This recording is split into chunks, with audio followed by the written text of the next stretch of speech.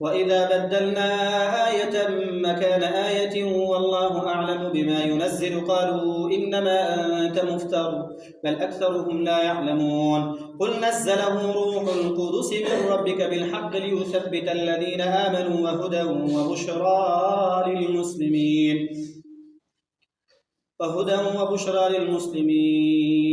إن الله وهدى وبشرى للمسلمين ولقد نعلم أنهم يقولون إنما يعلمه بشر لسان الذي يلحدون إليه أعجمي وهذا لسان عربي مبين إن الذين لا يؤمنون بآيات الله لا يهديهم الله ولهم عذاب أليم إنما يفتري الكذب الذين لا يؤمنون بآيات الله وأولئك هم الكاذبون